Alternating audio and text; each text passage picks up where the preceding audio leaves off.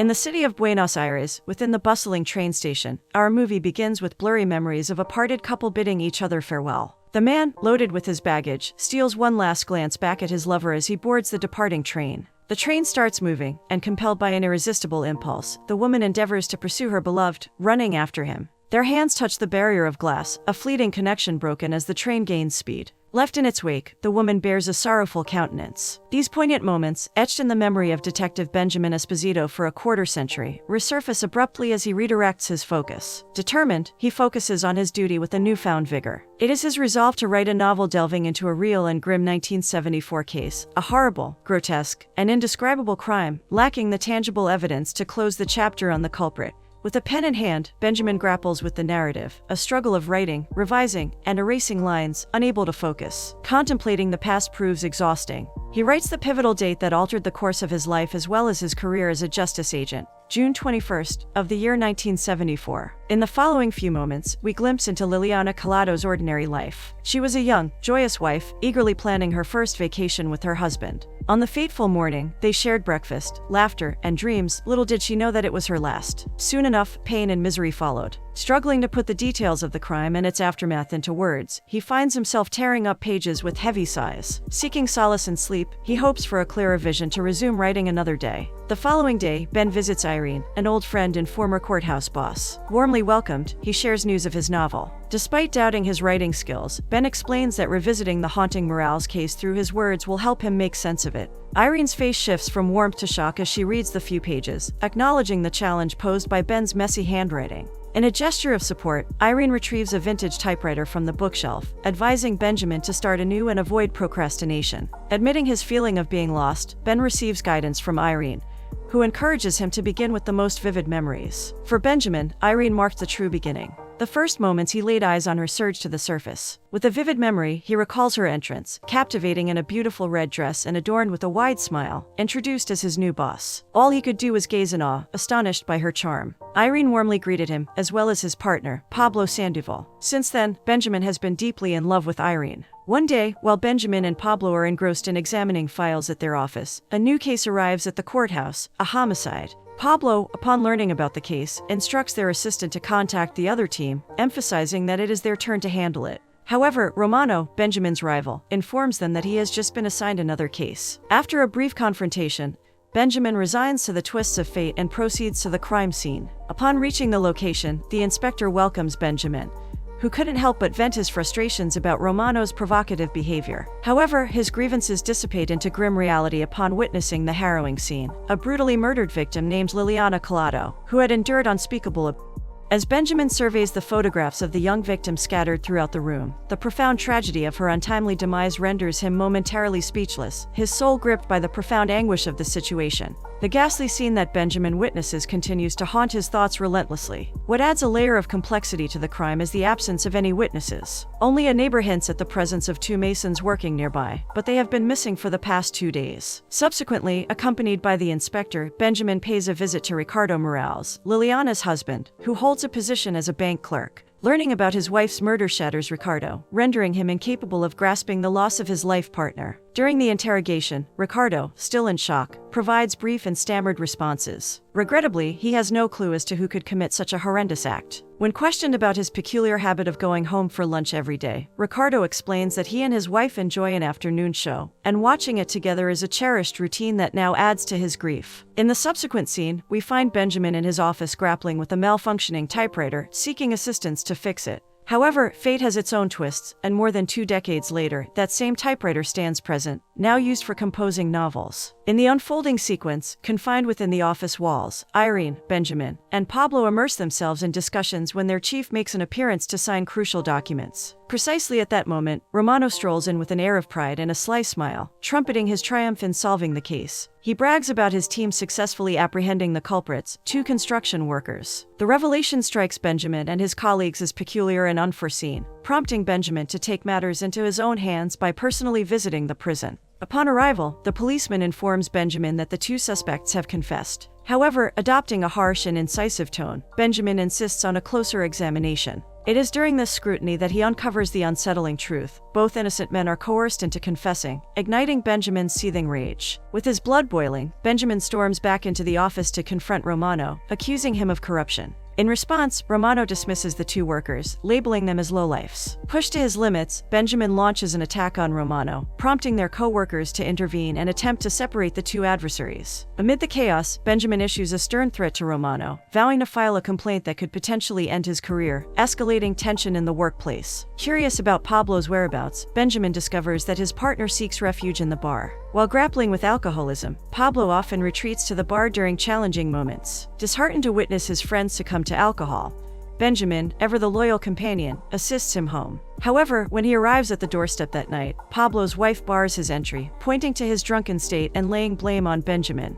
Left with no choice, Benjamin takes his inebriated partner to his own apartment. As Pablo sleeps deeply on the couch, Benjamin, cigarette in hand, sifts through the victim's past photos and crime scene images, grappling with a mess of thoughts. Determined to delve into Liliana's life, he decides to visit Ricardo, who welcomes him graciously, offering a cup of tea. In a somber tone, Ricardo recounts his wife's history, revealing that she hails from Chivilcoy but moved to Buenos Aires to work as a teacher. Handing over several albums of Liliana's photographs, Ricardo praises her beauty. Benjamin, with a discerning eye, scrutinizes each image while Ricardo expresses his desire for the murderer to endure a lifetime of suffering rather than facing execution. In the midst of examining the photos, Benjamin notices a man with an unsettling gaze fixated on Liliana in several pictures. Upon inquiry, Ricardo discloses the man's identity as Liliana's childhood friend from Chivilcoy, Isidoro Gomez. Benjamin swiftly identifies him as a potential suspect. Returning to the present, Benjamin confides in Irene, disclosing the peculiar intensity in Isidoro's eyes that caught his attention.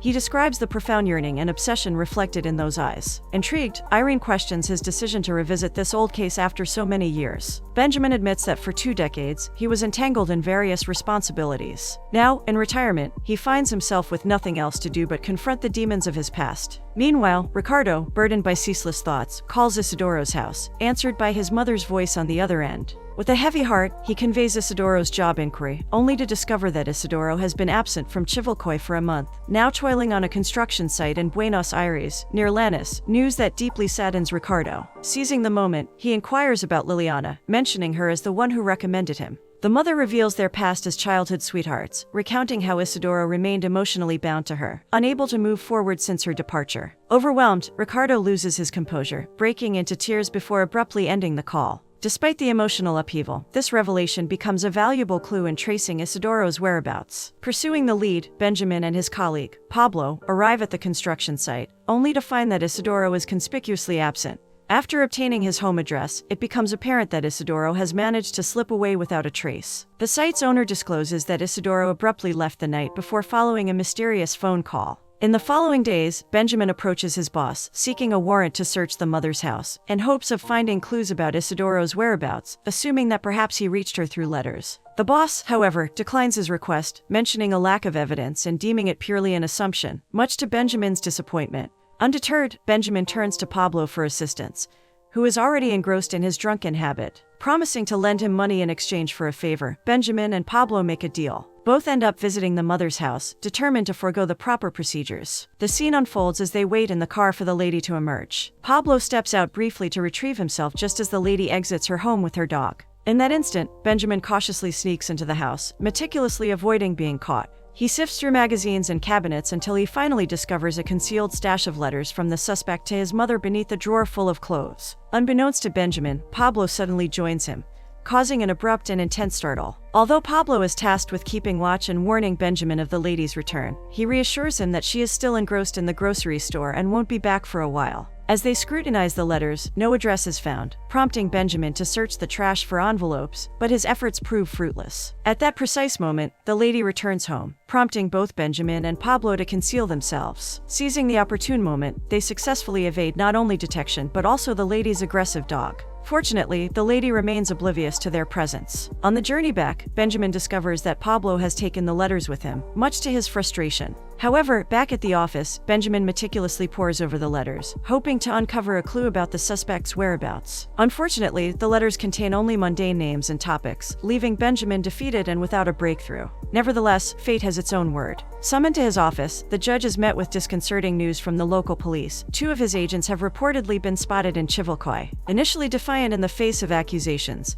both Benjamin and Pablo find themselves confronted with undeniable evidence: a black car bearing Esposito's name, and Pablo caught in the act, drinking straight from a bottle in a nearby store. Irene, caught in the crossfire of embarrassment and fury, sternly reprimands Benjamin for his recklessness, the disappointment evident in her gaze. Still deeply immersed in the labyrinth of the unsolved case, Irene later requests Benjamin to her office. There, she shares a surprising revelation. She boldly defended her team to the judge, urging him not to mete out punishment. However, the cost of this defense is the official closure of the case, a bitter pill for Benjamin to swallow. Fast forward to the present day, where Benjamin and Irene find themselves going through a collection of photographs from her engagement party, their minds adrift in the currents of nostalgia. He remarks that it was only a few weeks after the case's closure that she got engaged, a juxtaposition of joy and melancholy. Irene, oblivious to Benjamin's nuanced gaze in a group picture, remains blissfully unaware of the longing he harbors, a longing reminiscent of the affectionate gaze Isidoro once cast upon Liliana. Expressing optimism about Benjamin's novel, Irene showers him with assurance regarding its greatness. Yet she acknowledges the inexorable passage of time, confessing her commitment to her family. With a tender goodbye kiss on Benjamin's forehead, Irene gracefully departs from the table, leaving him with bittersweet emotions. Now, let's rewind to the past, where Benjamin, at a train station, spots Ricardo a year after the harrowing murder. Inviting Ricardo to sit beside him, Benjamin unravels the tale of Ricardo's unwavering vigilance, traveling from station to station,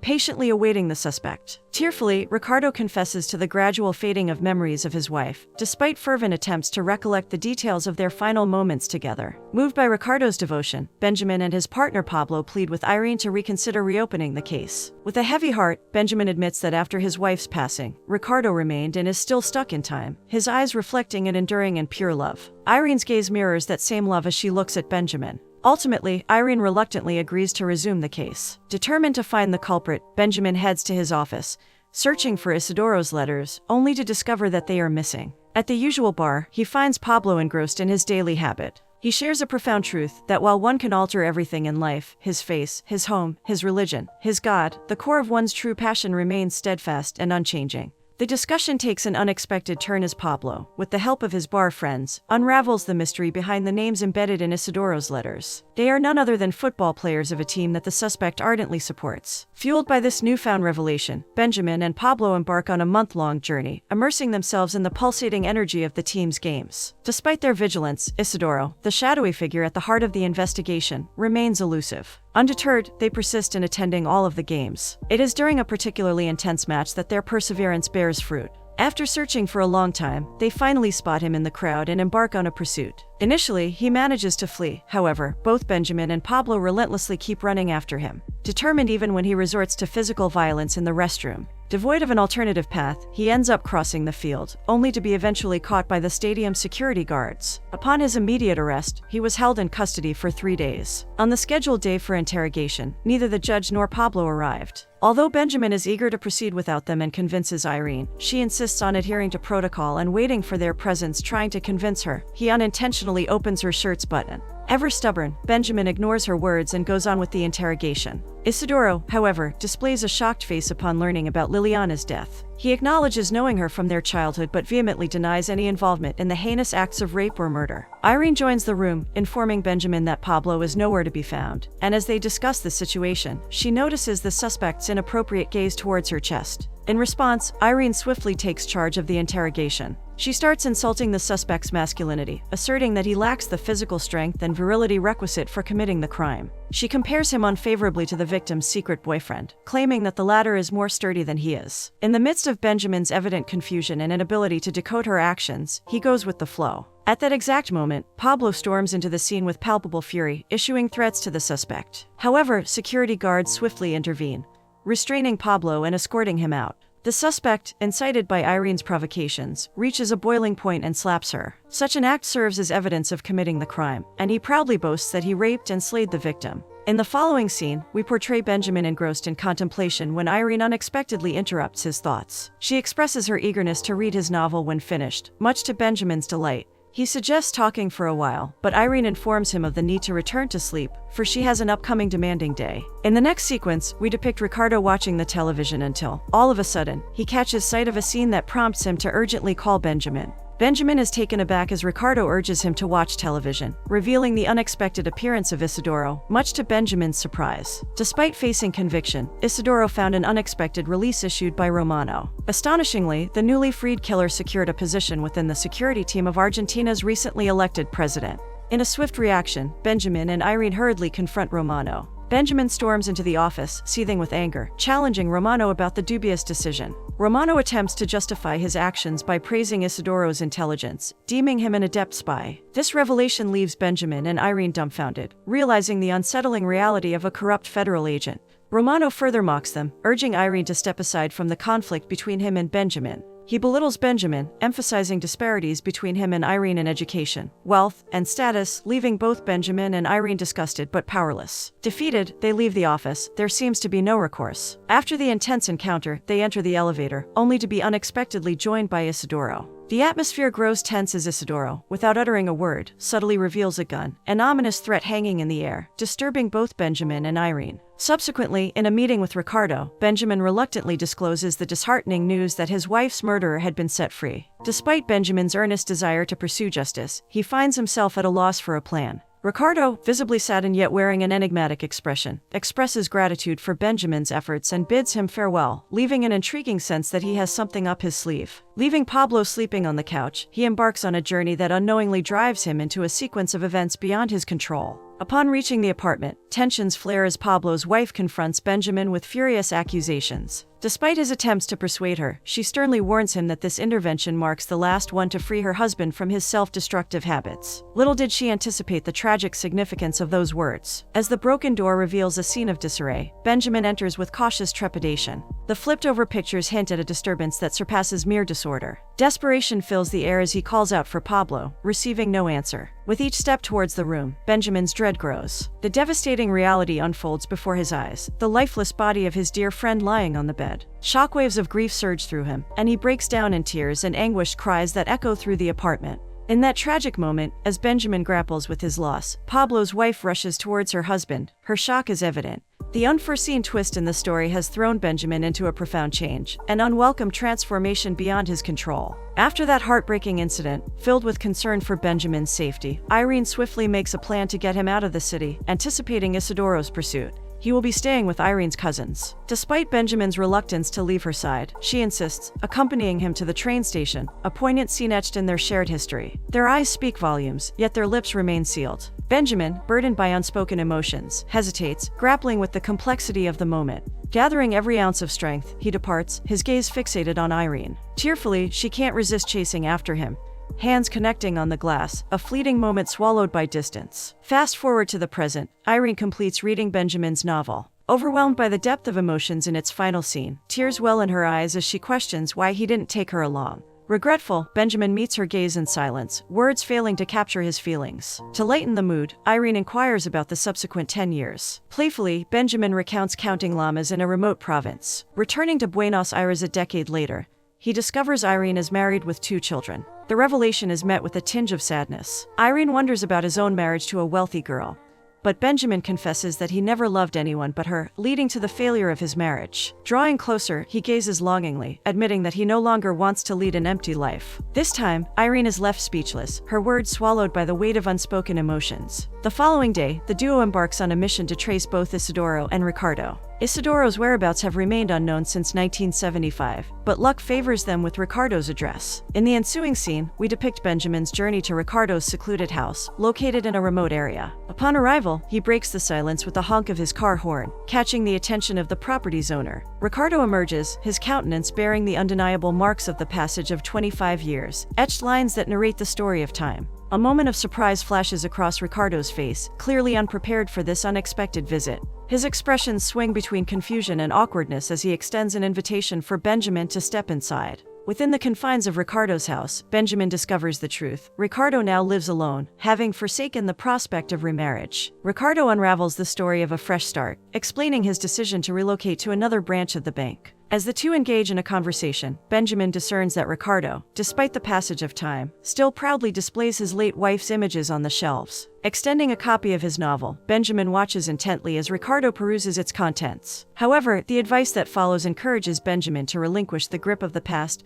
and forge ahead with his own life. Intrigued, Benjamin delves into the enigma of how Ricardo managed to move on from the death of his wife, especially with her murderer still at large. Ricardo attributes his healing to the passage of time, a claim met with skepticism by Benjamin. He candidly confesses to having never witnessed a love so profoundly expressed through someone's eyes as he did with Liliana. Unsettling Ricardo, he instructs Benjamin to leave the house. His eyes blaze with rage. As Benjamin makes his way out, he extends an apology for bothering his tranquility. Yet he unveils the profound impact of Sandoval's death on him. Casting doubt on Gomez as the killer, he asserts his belief in his innocence, for he knows them both, and he could have waited for his arrival. Benjamin mentions a set of pictures turned over and shrouded in mystery, an unsolved mystery. However, amidst the unfolding truth lies a tale of heroism. Pablo, as courageous and faithful as ever, sacrificed to save his partner's life. While peacefully sleeping on the couch, a sudden disturbing noise breaks the silence. A bunch of goons broke the door and sneaked in. Dizzy, Pablo seems lost, unable to fathom the whole situation. One of the intruders wonders whether he is Benjamin or not. Fearful yet brave enough to reach Benjamin's pictures and flip them over in an attempt to conceal his face. When the man asked again about his identity, Pablo, with trepidation in his eyes, admitted to indeed being Benjamin. He hastily rushes to Benjamin's bedroom to cover his last remaining picture. Little did he know that they were the last few seconds of his life, for one of the guys follows him and shoots him with a hail of bullets. 25 years have passed, and Benjamin, burdened by shame, is still unable to bring himself to put flowers on his grave. Before departing, he finally unveils Sandoval's last words: "Don't worry, Benjamin, we will catch him." Therefore, he took an oath to himself to locate the culprit. Moved by his words and his unwavering determination, Ricardo invites him to sit, ready to unveil a surreptitious secret. Ricardo confesses that he predicted Isidoro's comeback for retaliation back then. For that, he kept tracking down his whereabouts, waiting for the opportune moment to catch him. On a moonless night, revenge gleams through Ricardo's eyes as we depict him kidnapping Isidoro. He then admits shooting him, witnessing his last breath. On the other hand, Benjamin's gaze reveals a mix of confusion and awe, wondering whether it was worth it. In response, Ricardo encourages him to stop dwelling on the matter, for only good memories will prevail eventually. After Ricardo's confession, Benjamin makes his way back home. However, while he is driving away, his mind starts playing tricks with him. His thoughts echo Ricardo's haunting words once conveyed, believing that the killer, instead of being executed, would prefer him to rot away in a cell for the rest of his life. He recalls Pablo's words when he asserts that everyone has their own passion, and regardless of the relentless flow of time, it will endure unchanged. The more he contemplates, the more unsettling thoughts creep into his head, ultimately leading him to believe that Ricardo didn't kill Isidoro. He stops the car and walks back on his feet to Ricardo's house, in an attempt to cover his presence. The night falls, and after hours spent hidden in the trees, patiently waiting for Ricardo's emergence, Benjamin finally spots him heading out from his house to an adjoining room, with extreme caution in every step. Intrigued as ever, Benjamin follows him, and much to his surprise, his eyes fall on a frail and ailing Isidoro, confined behind the bars of a cell for the past 2 decades. Isidoro approaches Benjamin, pledging him to persuade Ricardo to engage in a conversation,